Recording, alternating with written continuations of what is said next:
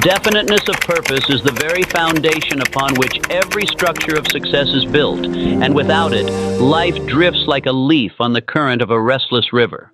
To understand why this principle matters so deeply, you must imagine the contrast between two individuals. One who wakes up each morning with no clear objective, and one who rises with a goal so precise that every action of the day bends toward achieving it. The first may work hard, but his energy is scattered. The second may work less, yet his energy, like a concentrated beam of light through a magnifying glass, produces fire. This is the secret that Napoleon Hill insisted upon when he placed definiteness of purpose at the very beginning of his philosophy. Most people live by vague wishes. They want success, they want happiness, they want wealth, but they never bother to define what those words mean in practical terms. To say I want to be rich is like saying I want to go somewhere. Where will you go? When will you arrive? How will you get there? Without these answers, the goal remains an illusion, a dream without substance. Definiteness of purpose forces you to strip away ambiguity and create a target that can be measured, visualized, and pursued with precision. When you write down a definite purpose, something extraordinary begins to happen. The conscious mind, which often jumps from one distraction to another, now has a command to follow. The subconscious mind, which governs habits, creativity, and intuition, receives the order to align with this clear vision. Suddenly, you notice opportunities you had never seen before. People appear who can help you. Ideas flow in moments of silence. It is not magic, but the natural consequence of a mind that knows exactly where it is going. Consider the example of someone who says, "I will increase my income." This statement has no power. How much income? By when? Through what method? Compare it with, "I will earn $1,000 in 30 days by dedicating 2 hours daily to freelancing work and securing at least 3 clients." The difference is striking. The first is a desire, the second is a command.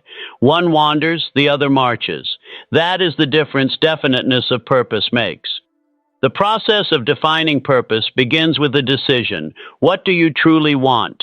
Not what others expect from you, not what seems fashionable, but what stirs your spirit. Once chosen, you must give it shape. Write it clearly in one sentence as though it were a binding contract. Then give it a deadline. Without time, goals drift endlessly. Next, divide it into smaller parts. Monthly becomes weekly, weekly becomes daily. In this way, even the greatest ambition becomes manageable. To earn a large sum of money may feel overwhelming, but to contact 5 potential clients today feels doable. Each small action fuels momentum, and momentum turns impossible dreams into practical achievements.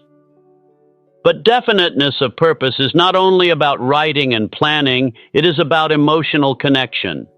A goal must have a why behind it. When the reason is powerful enough, the method reveals itself. If your goal is to transform your health, the why might be to regain confidence, energy, or to live long for your family. If your goal is financial, the why might be independence, dignity, or the chance to create a legacy. Without a strong why, obstacles will easily discourage you. With a strong why, no obstacle can stop you. Another powerful practice is daily visualization.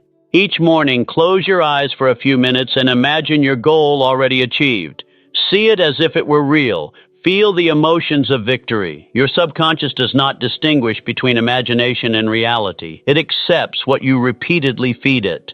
This mental rehearsal plants seeds of certainty, and certainty directs behavior. In practice, definiteness of purpose reshapes every decision you make. When you know your purpose, distractions lose their appeal. Imagine someone whose purpose is to publish a book in 1 year. Invitations to waste time feel less attractive because each hour spent elsewhere is an hour stolen from the book. The purpose acts as a compass, silently guiding choices and actions. It creates discipline without force. 1 month of living with definiteness of purpose can alter the trajectory of a lifetime. For example, suppose you decide that in the next 30 days, you will start a YouTube channel and upload 8 motivational videos. Your purpose is not vague entertainment. It is to build influence, share wisdom, and prepare for monetization. With this clarity, you no longer say, "I'll upload when I find time." Instead, you say, "I will write scripts every morning, record in the evening, edit 2 videos per week, and upload every Monday and Thursday." By day 30, your purpose will not only have produced videos, but also a habit, a system, and an identity as a creator. Clarity gives birth to energy. Indefiniteness creates exhaustion because the mind wastes energy on indecision. When you live without purpose, you constantly ask, "What should I do today?" And half the day is gone before you begin. But when you live with definiteness of purpose, you wake with a plan already in motion. This alone doubles productivity. It is worth noting that definiteness of purpose does not mean rigidity. Life may present new opportunities, and sometimes the path changes. What matters is that at every stage you know the destination you are moving toward. A sailor adjusts sails when the wind shifts, but he never forgets the port he is sailing to. To conclude, definiteness of purpose is not just a principle for wealth or career, it is a principle for life itself. It demands that you stop drift. Stop living by accident and begin living by design. It is the declaration that your days will no longer be wasted in confusion, but will be invested in a mission that matters. When you adopt this principle, you transform from a wanderer into a creator, from a dreamer into an achiever. You no longer hope success will find you. You march toward it with clarity and certainty. And when clarity and certainty join hands, results are inevitable. Faith and belief are invisible powers, but they shape the visible results of your life more than anything else. A definite purpose and a burning desire give you direction and energy, but without faith, those goals dissolve in the presence of doubt. Faith is the inner conviction that what you desire is not only possible but already yours in essence. It is the mental certainty that bends circumstances, ideas, and opportunities to serve your vision. Napoleon Hill insisted that faith is a state of mind which can be cultivated, not something you are born with. Just as muscles grow when exercised, belief grows when consistently trained. When a person doubts, the mind produces excuses and reasons why the goal cannot be achieved. But when belief is firm, the mind produces solutions and opportunities, even under pressure. Faith begins with thought. Whatever is impressed on the mind repeatedly, whether positive or negative, becomes a belief. This is why self-suggestion is so powerful. If you tell yourself daily, "I can achieve my 30-day goal, I have the ability, and I am worthy of success," these words eventually sink into the subconscious, becoming truth to you. Once your subconscious accepts this belief, your actions naturally align with it. On the other hand, if you repeat statements of doubt such as "I'm not good enough" or "I'll probably fail," your subconscious accepts those as well, and you unconsciously sabotage yourself. Faith, therefore, is a choice, an act of mental discipline. To cultivate faith, surround yourself with evidence of possibility. Read stories of those who achieved what once seemed impossible. Faith also means acting before you see results. It is planting a seed and watering it daily even when the soil looks empty. It is trusting the process when external proof has not yet appeared. The person with faith continues working when others give up because they are guided not by sight but by conviction. Think of the inventor who tries again after 100 failures, the entrepreneur who reinvests after a loss, or the artist who continues to create despite rejection. All of them share one thing: faith that their vision will manifest if they persist. Without faith, a setback is final. With faith, a setback is a lesson.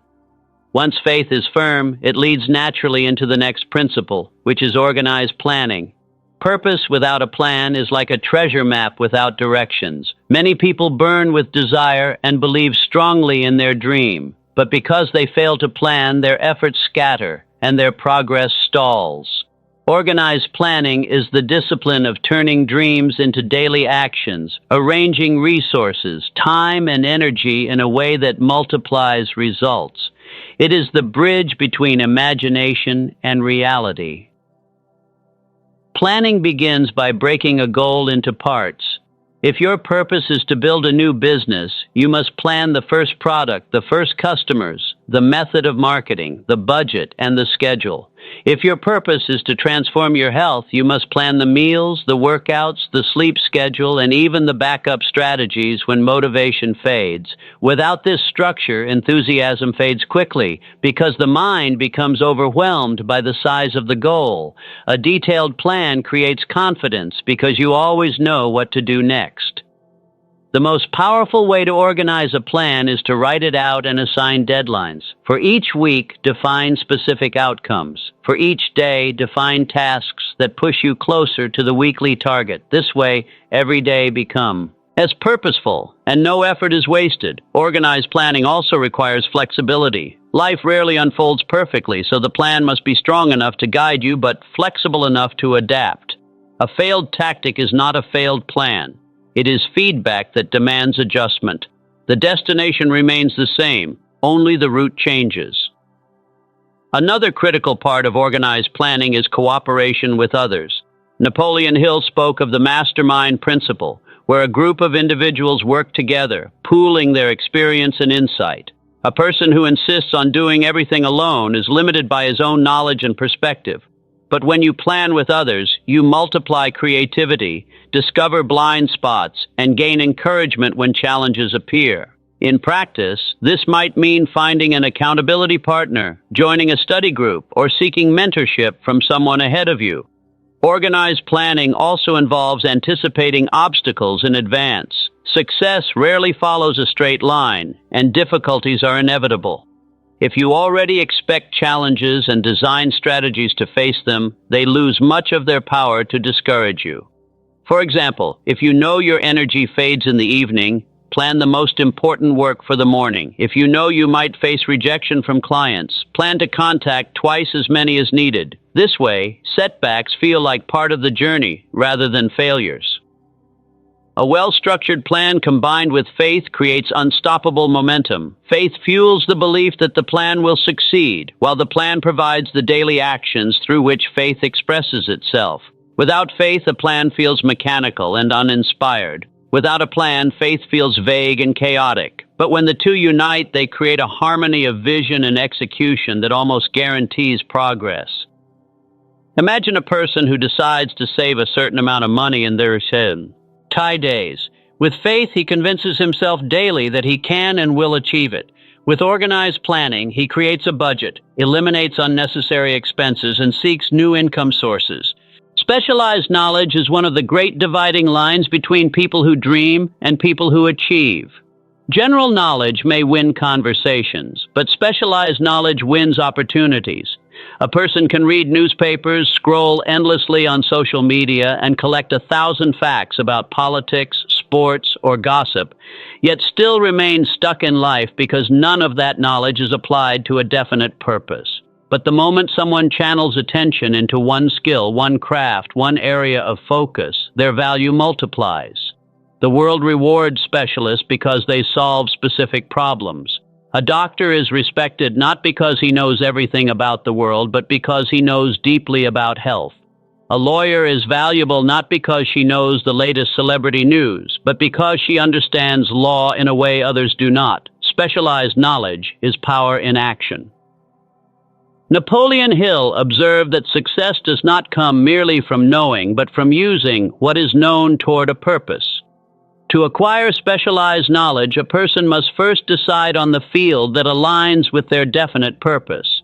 If your goal is financial success through business, you must acquire knowledge about markets, communication, and management. If your goal is influence through writing, you must master the art of language, psychology, and storytelling. Specialized knowledge does not mean learning everything at once. It means identifying the one area that moves your purpose forward and digging deep into it until you gain mastery. The good news is that knowledge today is accessible everywhere. Books, online courses, mentors, and experiences are tools within reach. The challenge is not availability, but commitment. Many people scatter their learning, jumping from one subject to another without focus, just as they scatter their goals. To acquire specialized knowledge, you must focus your curiosity. Select one skill that directly supports your goal and commit to daily practice. Even an hour a day of concentrated learning accumulates into expertise. Over a month, it becomes a visible advantage. Over a year, it makes you exceptional. Specialized knowledge also means learning from failure. Real understanding comes not only from books, but from application. A person who tries, fails, and analyzes the failure gains insights that no theory can provide. If you want to master sales, you can not only read about persuasion, you must make calls, face rejections, and refine your approach. Each attempt adds to your knowledge bank until you naturally become skilled.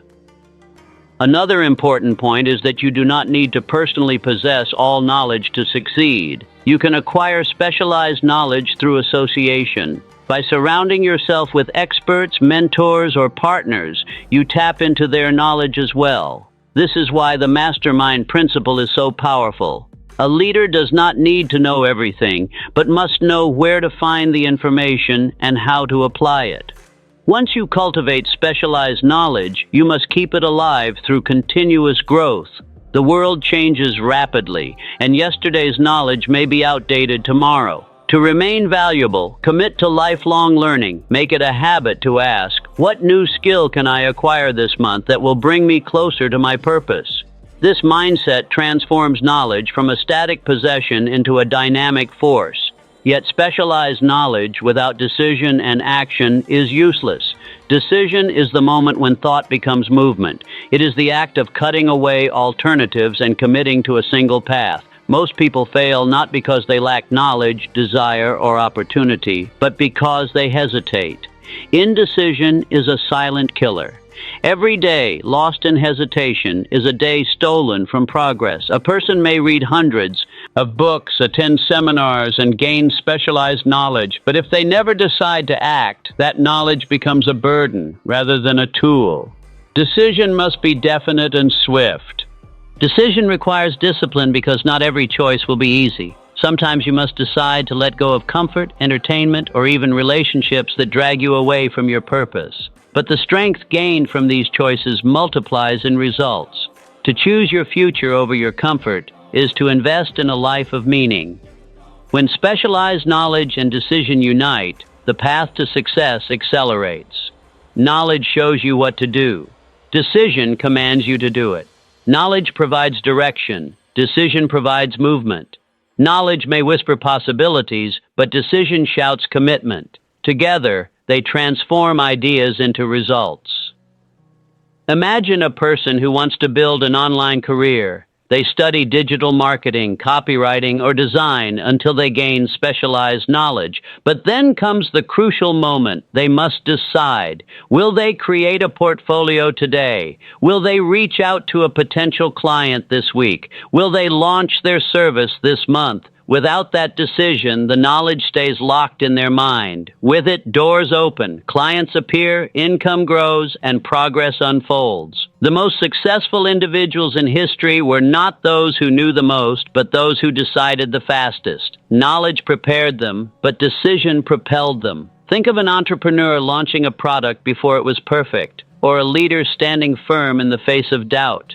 Each decisive moment carved a path where hesitation would have led to nothing. Specialized knowledge gives you the tools. Decision gives you the courage. Together, they form the craftsman and the warrior in the pursuit of your dream. To master these principles, commit each day to learning one thing that advances your purpose and making one firm decision that brings you closer to it.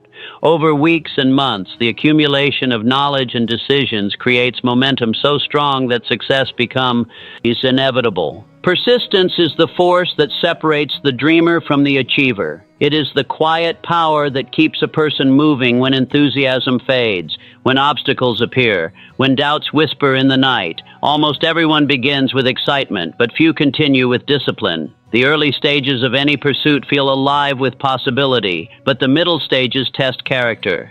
It is here that persistence becomes the deciding factor. Those who persist carve their names into success. Those who quit vanish into regret.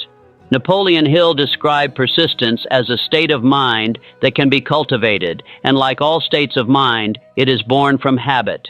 Every time you choose to continue despite difficulty, you strengthen the muscle of persistence, and every time you surrender to discouragement, you weaken it. Persistence does not always roar. Often it is quiet, steady, unremarkable to the outside world.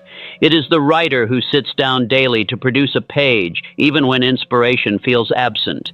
It is the entrepreneur who continues to pitch after a dozen rejections. It is the student who keeps studying even when progress feels slow. To persist is to believe that effort today, no matter how small, contributes to the vision of tomorrow. Persistence feeds on purpose. A weak goal produces weak effort. But when the purpose burns deeply, quitting feels impossible. When the why is strong, the how becomes secondary. To build persistence, you must eliminate the option of retreat. The mind finds excuses when escape exists. But when you close the door behind you and commit fully, persistence becomes natural. Think of historical leaders who burned their ships upon arrival in enemy territory so their soldiers had no path except forward. In life, persistence often demands the same attitude. If your goal is to build a business, refuse to keep treating it as a side dream. Treat it as why. Our path, not a hobby. If your goal is fitness, do not say, "I'll try." Say, "I will." That difference in language shapes behavior.